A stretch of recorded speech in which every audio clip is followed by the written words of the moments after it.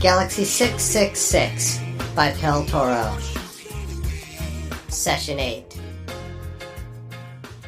Chapter 4. Korzak and Ishklaw were examining the computer. To a young, keen electronics expert, fresh from the training center, a computer is something of a thrill and something of a challenge. But as far as Korzak and Ishklaw were concerned, all the thrill had gone out of it. A challenge is only stimulating when it is a challenge to which a man can rise. A challenge is only a challenge when there is a possibility of overcoming the obstacle that it represents. When the obstacle in a challenge is surmountable, then there is the thrill of conflict, whether it be mental or physical. But this was just crazy. This was a computer problem, yet it was not a computer problem. The problem lay outside the computer. Over and over again, they fed in information to the data handling mechanisms. Over and over again, the conflicting memories on the ferrite beads pulsed their way around the enormous complexity of the gigantic mechanical brain. Yet every time there was the same flash, the same stubborn refusal to provide any kind of answer at all. "What the devil are we going to do with this?" demanded Korzak. "The first job," said Ishklaw. He carried an alcove flask in his tunic. With a swift glance around the computer room to ascertain that he was not observed, he poured back a liberal measure of the alco in his flask. "Got any left?" The other problem man nodded and passed that flask over. "Got any left?" The other problem man nodded and passed that flask over. He drank deep and handed it back. There was silence for a few minutes. "So we've botched our very first job. So we can't handle it. So what do? Resign our commissions?" "That's no way to talk." Ishklaw sounded quite angry. "All right, you tell me a better way to talk. I don't intend to resign my commission any more than you intended to resign yours. But we're the ultimate in trained intelligence. We've had the very best that educational development can provide. We're not just trained, we're hyper-trained. We're almost over-trained." "Do you think that's the trouble?" asked his friend. There was another silence. "What do you mean?" said Ishklaw at last. "Look," said Korzak, "do you think that in some crazy way we've been so steeped in the traditional ways of solving problems?" "I see what you mean, but I don't think it applies," replied Korzak. "You don't think it applies? Why doesn't it apply?" "You've got hold of the old transfer of training theory and you've twisted it to suit your own ends." "You might be right at that." More silence. Now look. Both men had begun to speak at once. They looked at each other and grinned. "I'm sorry," said Korzak.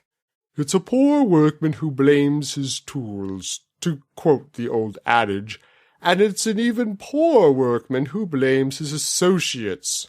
"That's all right," returned Ishklaw. "I probably asked for it." "We're getting nowhere fast on this, and we've got to admit it," said Korzak. "All right, let's examine the problem in words of one syllable." "Right," said Korzak. "The problem, then, in words of one syllable is this. The computer refuses to give any kind of concrete or logical answer about Galaxy 666 because the computer itself is loaded with contradictory information. In fact, the information is so varied and so contradictory that there is no possible gestalt of any kind which the computer can detect. The data is so completely random that it's impossible for the computer to synthesize any theory from it. Nothing can be built up out of a mass of random nonsense."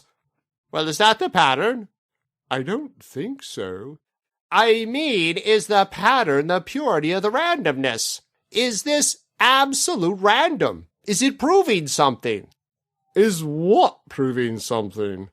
"Now look," said Ishklaw. "Whoever those characters are in Galaxy 666, if they exist at all, whatever goes on there, particularly whatever goes on that crazy little planet on the rim, on the apocryphal planet, about which so much weird information has come back." "One apocryphal planet doesn't make an apocryphal galaxy," Ishklaw reminded him.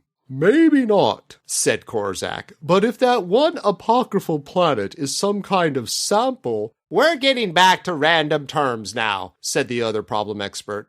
"Maybe that's been thrown at us as a kind of pure sample, as if it were the mean in some crazy pattern that refuses to untangle itself." "But we just said that the computer couldn't spot a pattern," said his colleague. Well, if the computer can't spot a pattern, I'm sure we can't. It's got a whole lot more brains than we have, said Korzak. True, agreed Ishclaw. Very true. So the computer doesn't see a pattern, therefore there is no pattern. But we are faced with this incredible business of an apocryphal planet in a galaxy that doesn't seem to want to be explored.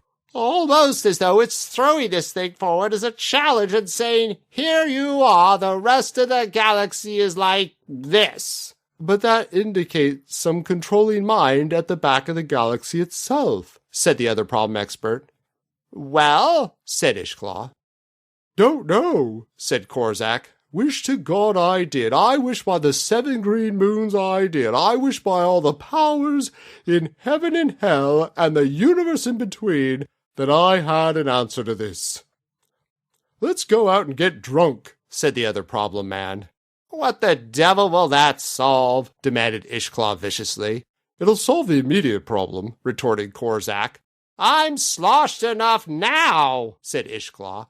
If I go out there and knock back 5 or 6 gallons of alcohol, I shall be a darn sight more sloshed. So will you, and we shan't be any nearer the truth. We shall wake up with a big fat hangover in the morning, and that'll be that. All right, you make me a better suggestion.